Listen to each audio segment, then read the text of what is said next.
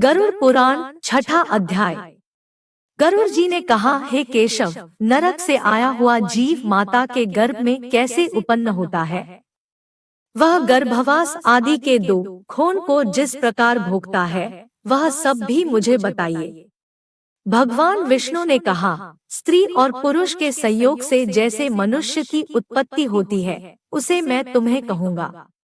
ऋतुकाल के आरंभ के 3 दिनों तक इंद्र को लगी ब्रह्महत्या का चतुर्थांश रजस्वला स्त्रियों में रहता है। उस ऋतुकाल के मध्य में किए गए गर्भाधान के फलस्वरूप पापात्माओं के देह की उत्पत्ति होती है। रजस्वला स्त्री प्रथम दिन चांडालिनी, दूसरे दिन ब्रह्मघातिनी और तीसरे दिन रजकी धोबिन कहलाती है। नरक से आए हुए प्राणियों की ये 3 माताएं होती है। दैव की प्रेरणा से कर्मानुरोधी शरीर प्राप्त करने के लिए प्राणी पुरुष के वीर्य का आश्रय लेकर स्त्री के उदर में प्रविष्ट होता है। एक रात्रि में वह शुक्राणु कलल के रूप में, 5 रात्रि में बुद्बुद के रूप में, 10 दिनों में बेर के समान तथा उसके पश्चात मांसपेशियों से युक्त अंडाकार हो जाता है। 1 मास में सिर, 2 मास में बाहु आदि शरीर के सभी अंग, तीसरे मास में नख, लोम, अस्थि, चर्म तथा लिंगबोधक छिद्र उत्पन्न होते हैं। चौथे मास में रस, रक्त, मांस, मेदा, अस्थि, मज्जा और शुक्र ये 7 धातुएं तथा 5वें मास में भूख प्यास पैदा होती है।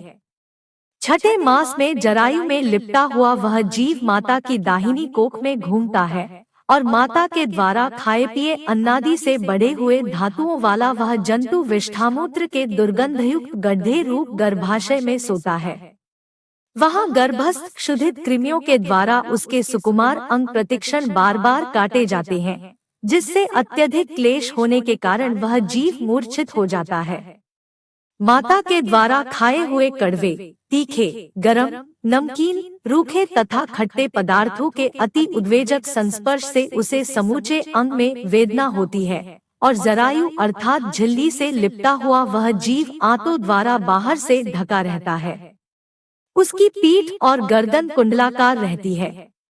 इस प्रकार अपने अंगों से चेष्टा करने में असमर्थ होकर भी वह जीव पिंजरे में स्थित पक्षी की भांति माता की कुक्षी में अपने सिर को दबाए हुए पड़ा रहता है। भगवान की कृपा से अपने सैकड़ों जन्मों के कर्मों का स्मरण करता हुआ वह गर्भस्थ जीव लंबी श्वास लेता है। सी स्थिति में भला उसे कौन सा सुख प्राप्त हो सकता है?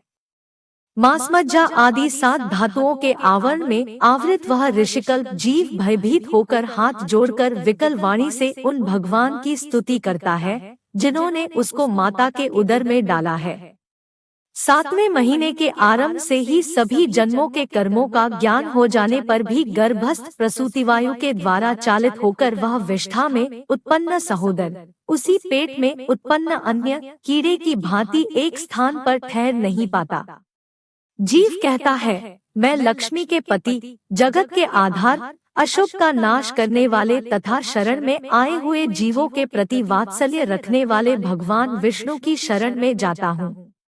हे नाथ, आपकी माया से मोहित होकर मैं देह में अहम भाव तथा पुत्र और पत्नी आदि में ममत्व भाव के अभिमान से जन्म मरण के चक्कर में फंसा हूँ। मैंने अपने परिजनों के उद्देश्य से शुभ और अशुभ कर्म किए, किंतु अब मैं उन कर्मों के कारण अकेला जल रहा हूँ। उन कर्मों के फल भोगने वाले पुत्र कृत्रादि अलग हो गए। यदि इस गर्भ से निकलकर मैं बाहर आऊं तो फिर आपके चरणों का स्मरण करूंगा और सा उपाय करूंगा जिससे मुक्ति प्राप्त कर लूं। विष्ठा और मूत्र के कुएं में गिरा हुआ जठराग्नि से जलता हुआ एवं यहाँ से बाहर निकलने की इच्छा करता हुआ मैं कब बाहर निकल पाऊंगा? जिस दीनदयाल परमात्मा ने मुझे इस प्रकार का विशेष ज्ञान दिया है, मैं उन्हीं की शरण ग्रहण करता हूँ जिससे मुझे पुनः संसार के चक्कर में न आना पड़े, अथवा मैं माता के गर्भगृह से कभी भी बाहर जाने की इच्छा नहीं करता, क्योंकि बाहर जाने पर पाप कर्मों से पुनः मेरी दुर्गति हो जाएगी। इसलिए यहाँ बहुत दुख की स्थिति में रहकर भी मैं खेदरहित होकर आपके चरणों का आश्रय लेकर संसार से अपना उद्धार कर लूंगा।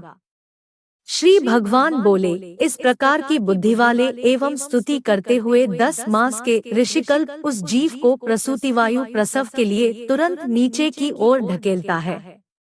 प्रसूति मार्ग के द्वारा नीचे सिर करके सहसा गिराया गया वह आतुर जीव अत्यंत कठिनाई से बाहर निकलता है और उस समय वह श्वास नहीं ले पाता है तथा उसकी स्मृति भी नष्ट हो जाती है।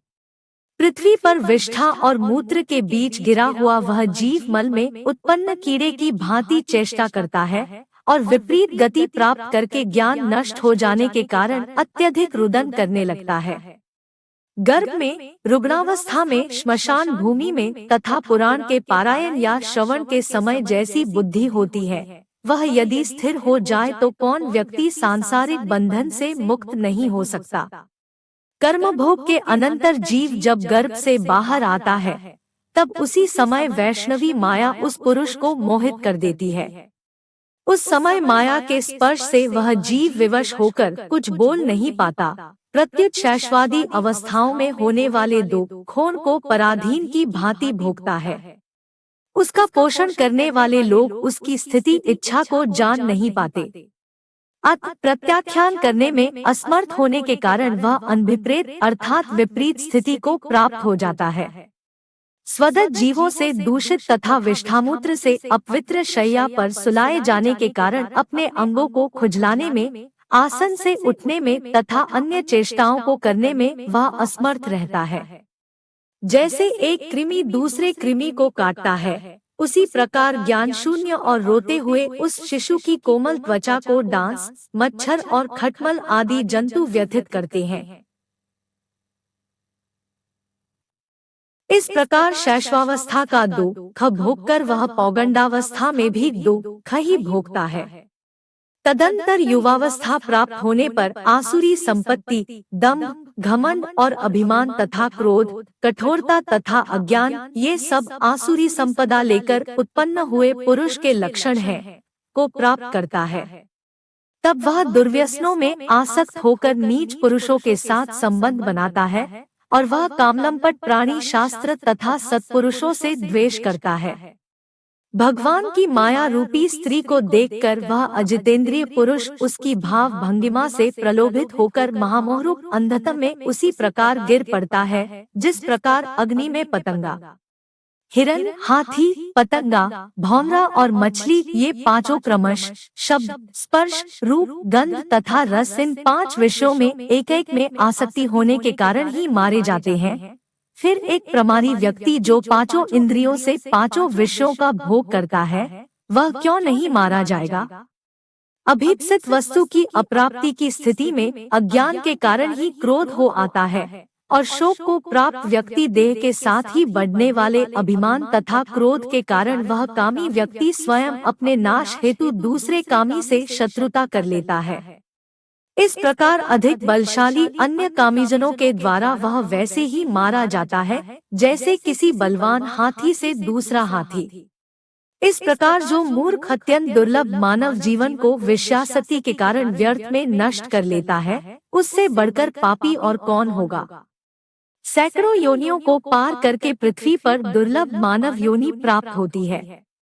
मानव शरीर प्राप्त होने पर भी द्विजत्व की प्राप्ति उससे भी अधिक दुर्लभ है। अति दुर्लभ द्विजत्व को प्राप्त कर जो व्यक्ति द्विजत्व की रक्षा के लिए अपेक्षित धर्म कर्मानुष्ठान नहीं करता, केवल इंद्रियों की तृप्ति में ही प्रयत्नशील रहता है, उसके हाथ में आया हुआ अमृत स्वरूप वह अवसर उसके प्रमाद से नष्ट हो जाता है। इसके बाद वृद्धावस्था को प्राप्त करके महान व्याधियों से व्याकुल होकर मृत्यु को प्राप्त करके वह पूर्ववत महान दुखपूर्ण नरक में जाता है। इस प्रकार जन्म मरण के हेतुभूत कर्मपाशों से बंधे हुए वे पापी मेरी माया से विमोहित होकर कभी भी वैराग्य को प्राप्त नहीं करते। हे ताक्षय, इस प्रकार मैंने तुम्हें अंत्येष्टि कर्म से हीन पापियों की नरक गति बताई। अब आगे और क्या सुनना चाहते हो?